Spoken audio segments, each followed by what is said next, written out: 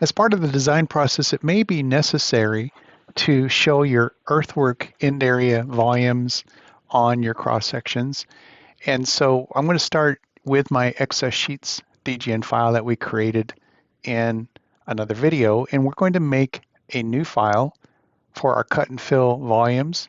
And so I'm going to select new, make sure it's a 2D file. I'm just going to call this cut and fill volumes. We'll open that up. And we're going to attach some reference files. So again, I'm going to bring in my corridor, my geometry, and my terrain.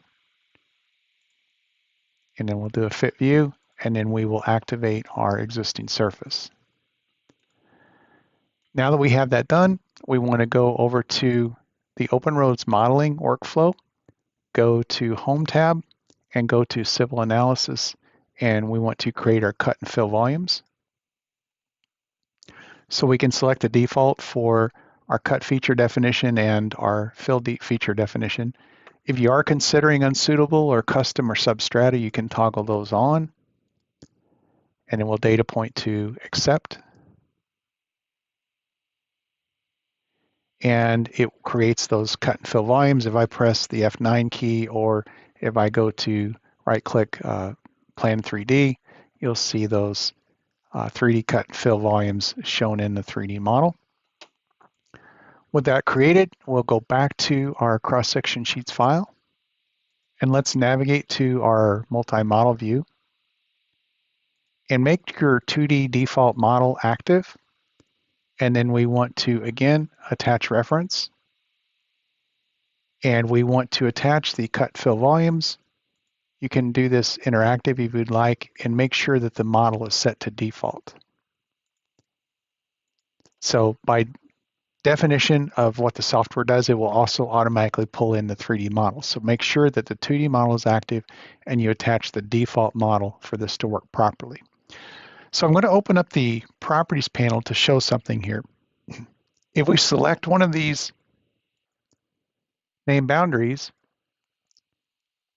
and we navigate down, notice that we have this end area volume XML fragment, and right now it's blank. Well, we need to populate that. So again, if we go to Civil Analysis and we go to End Area Volumes Report, we will pick the name boundary group that we want to calculate. And then here, don't do a left click unless you want to do an omission for a bridge section.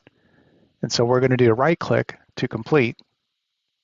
And it creates our End Area Volume Report, as you'll see here, which that can be exported to Excel. Close that. Well, now we open up our element information and we select a name boundary. Notice that the end area XML fragment has been filled in, which is what we need to do our annotation. So at this point, the last step is to go to one of our drawing models, and then we'll go back to drawing production, and we're going to annotate drawing model. We'll do all of our drawing models and press the Alt and the down arrow key to be able to pick the excess EAV annotation. So we'll accept that, and it will then impose the earthwork table on our drawing models. And so now we look at one of our sheet models, we'll see that imposed, and it's also masking out the grid lines underneath the table. So hopefully this will help you understand how to add the earthwork end area tables to the cross-section sheets.